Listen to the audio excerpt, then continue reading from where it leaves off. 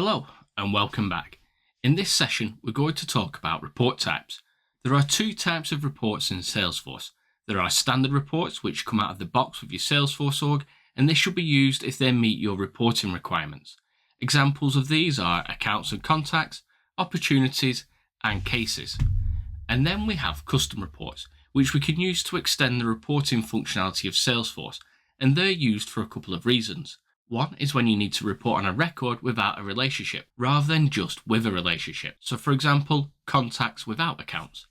The other is when you need to report on more than two objects at the same time. Custom reports can be really powerful, and they can provide you with the functionality that standard Salesforce reports cannot.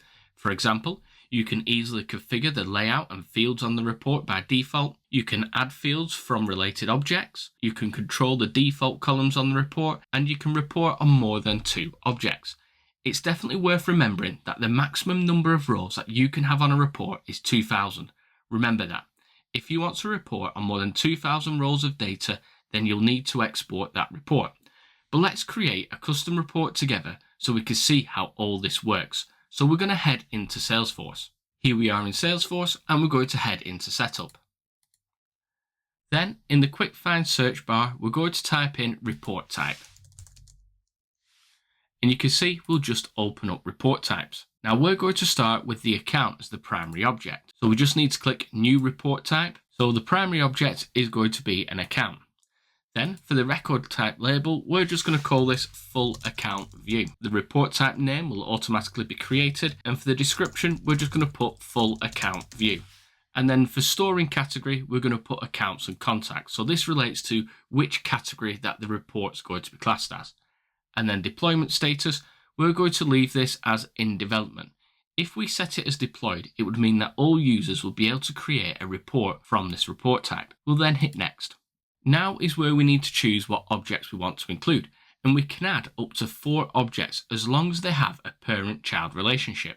So we're going to add contacts as the next one, and we can then say if the records must have at least one child record.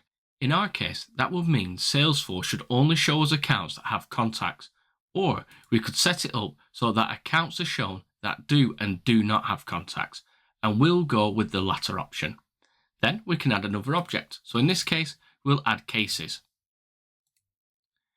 And there we've got a report based on 3 objects, but we could always add another object if we wanted as well.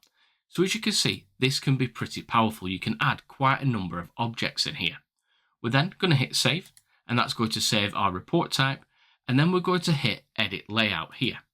So this shows what columns are going to show on our report by default. When they're checked, that means they're going to show by default. We can easily add them just by hitting edit properties and then selecting them checked by default, and that would mean that they're going to show on that report straight away, so when a user creates it. We can easily drag and drop things around as well, so we can easily drag and drop the order of fields if we wanted to, and that just makes it dead easy to customize them as well. Another unique thing that we can do is we can actually rename them. So if we wanted to rename that field, so say we didn't want it as account number, we just want to put it as AC number, then we could do that as well. And we could just hit OK. So you can see it's quite easy to rename them as well. What we can also do is add additional sections. So we could create a new section and we could call this related information. And we can just hit OK. And then what we can do is we can scroll down here and we can see our new section. And if we hit this button over here, which is to add fields related via lookup, we could then have a look and find different fields here. So we can have a look at the created by. So that's going to look at the account. It's then going to look who's created that account. And then we can pull information from there as well. So again, this is really powerful.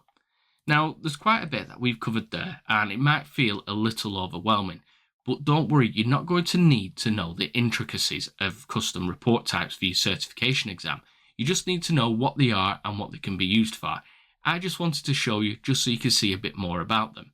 But the one thing I would stress that you need to know is the maximum number of rows per report, and that is 2,000.